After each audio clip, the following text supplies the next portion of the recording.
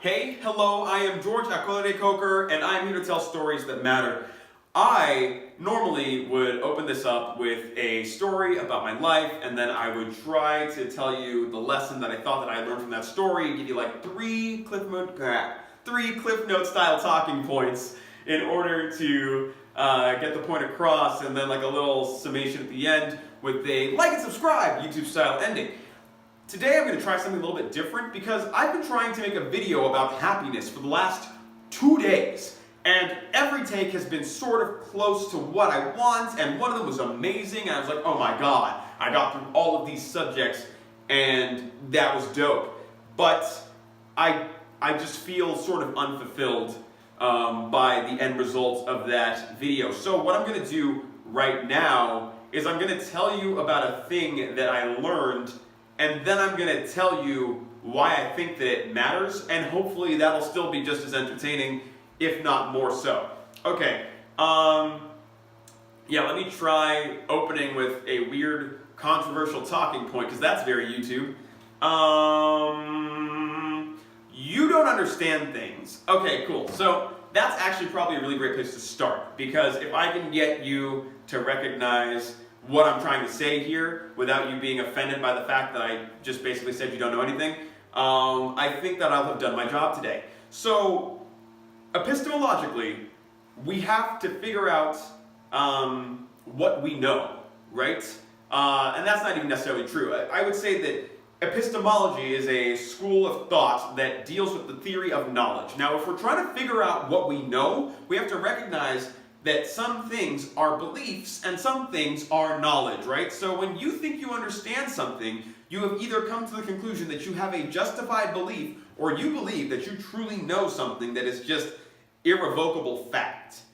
And that is really fascinating, because your understanding of a thing changes the way that a fact is interpreted, such that even when you are presented with a fact, your ability to process that fact, not knowing what you don't know, is kind of so subjective it becomes an irrelevancy in the sort of concept of objective truth. Okay? Now all of that is very jargony, so we're gonna go back to this idea of you don't understand things. I am not insulting you.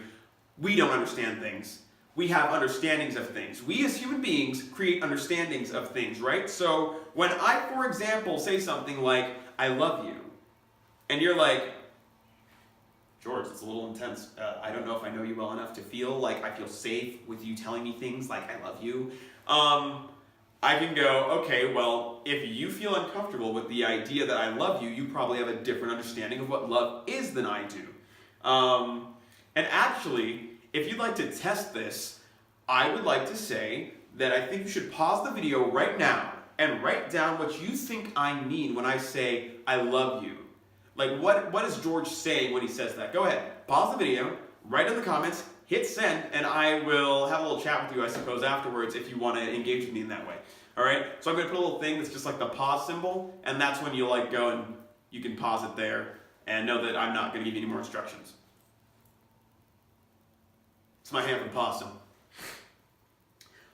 Okay, so before I can break into the idea of what it means when I say I love you, I want to talk about this Western concept of love that I've come to observe. When people try to make understandings of things, they don't recognize that they often make understandings of things. They choose to believe things via preference. I don't mean to say that you just are selectively choosing what is and is not the truth. But I am saying that to some extent what you basically do in your daily life is choose what is and is not the truth based on how you feel about the information that you are receiving. So, Western love. In the West, where I am from San Francisco, California, so I'm about as west as it gets, unless you want to count Hawaii, and I feel like you guys are kind of so far west that it almost feels like I'm in the East again. I love Hawaii. Hawaii is amazing. But we have oh God, Hawaii, they say hello, aloha, and that's like love. I love that so much. I think that's beautiful. But back to this Western idea of love. Linguistically, languages exist in concepts, right? So there's a concept of love, right? Then the concept of love comes down and meets us in the language, the linguistic definitions of love. It also meets us in the physiological representations of love, right? So there is, I feel love. What does that mean? Well, it means possibly that you're experiencing a certain cocktail of neurotransmitters that suggest to you that you are full of love for a thing or a person. Love can be a feeling. Love is not necessarily a feeling if you ask certain people about their definitions, but love can be a feeling. We then can talk about the linguistics of love, right? So I don't really know what that means, but I can say, for example, that my family loves me and my friends love me. That I believe that the divine loves me. If I'm going to step away from my agnosticism for a second. And I can say that my partner loves me, right? And that's important. Because in the West, I can have the love of my family, I can have the love of my father and my mother, and I can have the love of my sisters, and I don't have any brothers, but I've got some friends who are like brothers, so like Tim, Jeremy, Lawani, Andy Kwan, Aaron, Matt Pating, Gabe Kenny. Like, I literally call his mom. Like, these are all people who I love so deeply. Elio Iklaza, he's an amazing poet. He's fantastic. He's also a typewriter poet. These are all people who I love very dearly. I feel like that friend love, like they're just, like we're just in each other's lives because we make each other happy. And I think that's beautiful. Okay, so maybe love is based in pleasure around friendship, right? Does this person please me to be associated with? Love as a family is partially, it's more complex. There are more parts, right? There's reliance on each other. There is the joy of being near each other. There is the familiarity, right? So like there are all these different points that cause us to feel like we should love, or we do love these people that we are family with. We have shared history. We might have shared language and culture. Like we have like tics that are just related to our family, even within the culture that we're from, right?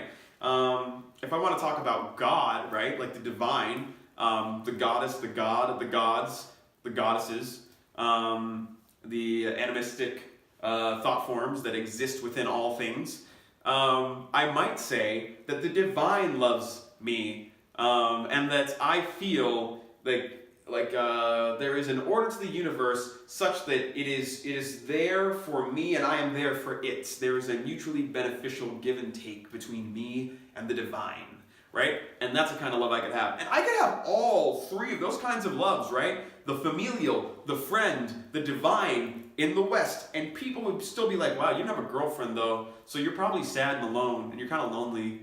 And I feel like it's weird. And like, I know you're really into all these things and it seems like you're just in love with life and the people around you, but like, that's kind of like, if you had a girlfriend, you probably would be like in love with her in that way, and that would be more comfortable for us because that's how society functions. And I think that's fascinating, right? Because now you might be recognizing that I have an understanding that society perceives all of the different kinds of love that exist from my perception in the Western world to be secondary to romantic love. And as Valentine's Day just passed us by, I think it's really fascinating that that is how I have been made to recognize, or rather, that is the recognition that I have come to about the preference of society as far as love goes, right? I would say that we would hope for familial love, we would hope for friend love, we would hope for romantic love, like we very deeply hope for romantic love. We are ambivalent about divine love, but somehow society feels as if love is not essential. And I think that's really strange because I personally am of the opinion that love is in fact essential. So we're getting closer to how I feel about love and how I understand love, right? Do you understand love in this way? Do you understand love to be essential? Maybe not, maybe you do.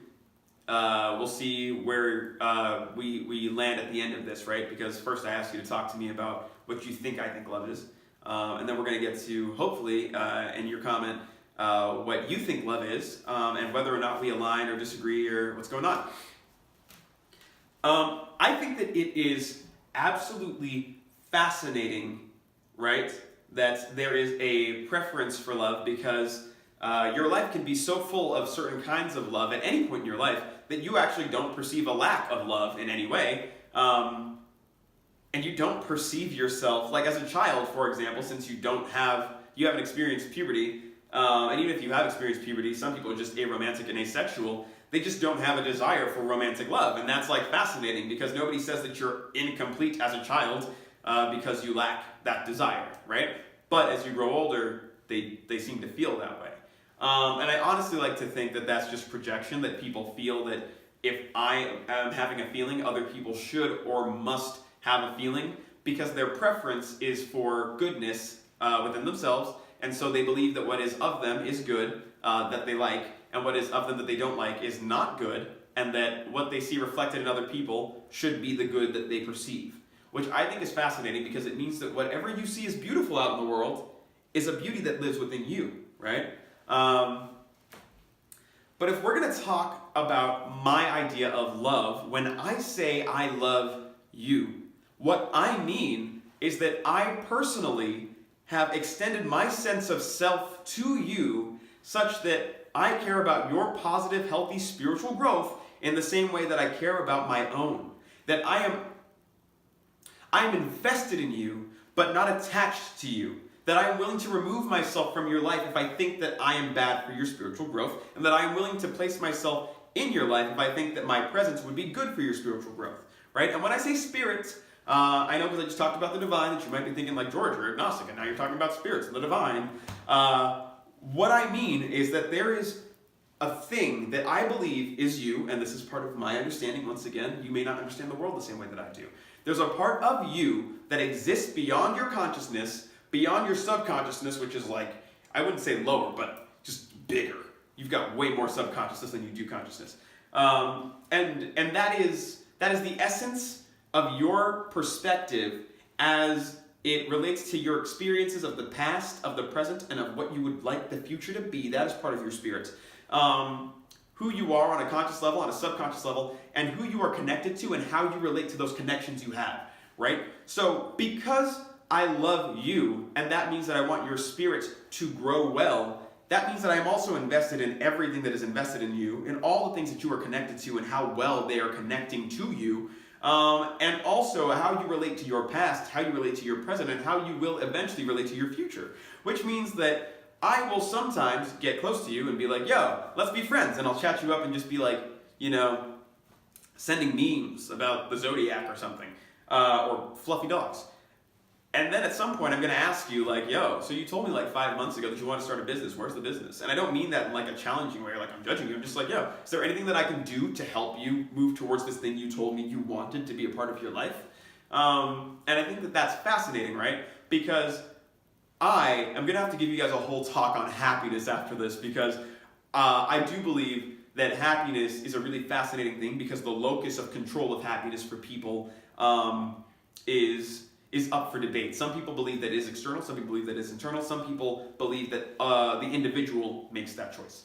But if I am interested in your positive, healthy spiritual growth, then that means that I want you to be happy. And I believe happiness comes as a result of living into your passions, right? Because I believe your passions, your joys in life, are the things that connect you positively to the world. So you are alive.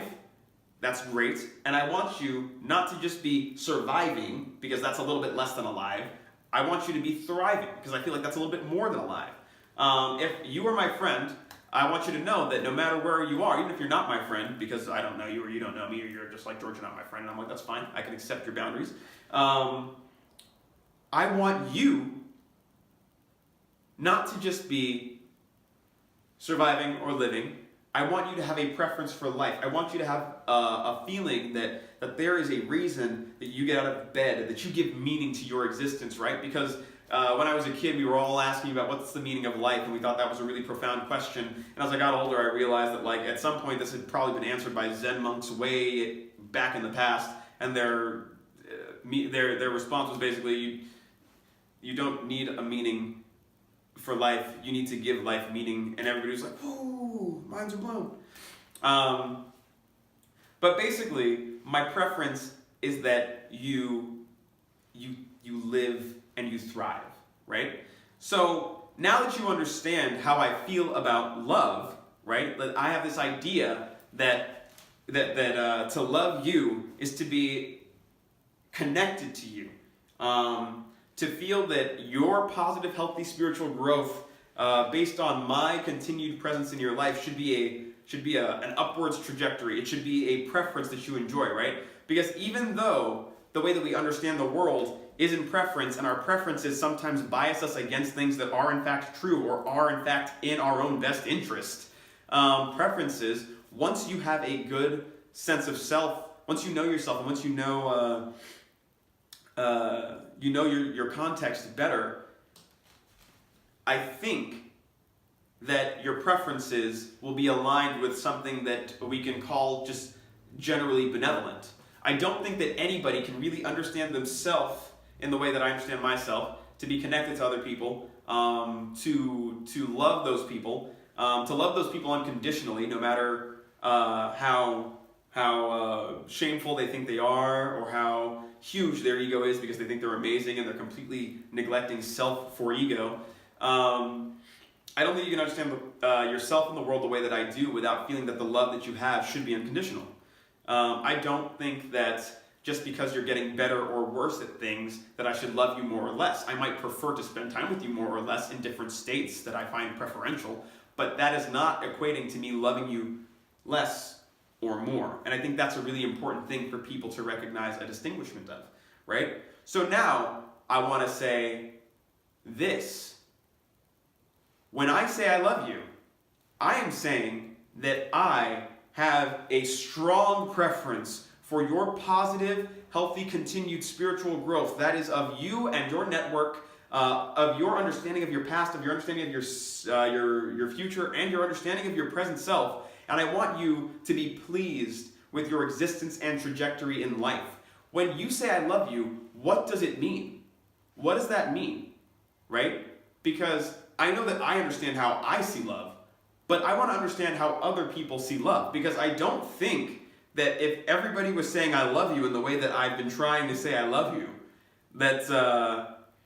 that we would just so casually be like, oh yeah, I mean, certain kinds of love are better than others and certain kinds of love are not better than others, because theoretically, all love, if I do it properly, is the same. No? Alright, well, I would like to hear your opinions on the way that I love people. Let me know if you like it, let me know if you don't like it, but don't use the like buttons for that, okay? If you like this video, use the like button. If you don't like this video, use the dislike button. Please tell me your thoughts as well in the comments section. I will be pleased to have a chat with you, regardless of whether you're telling me your definition of love or you're telling me how you felt about the video. I'm down for all of it. I'm going to be trying to do more videos like this where I'm just talking and letting my thoughts fly, because this whole thing where I try to tell a story and have a formula and do the thing so I'm giving like a proper speech is just exhausting. And it fails to fully encapsulate what I'm trying to even do in the first place, which is leave, I guess, a record of the beautiful things that I feel like I have come to discover through my meditations. So that's where I'm at. I don't think you understand things. I think you have understandings of things. And I believe that instead of trying to make people tell the truth, we should be trying to come to understandings that are common. Thank you for your time. Like and subscribe.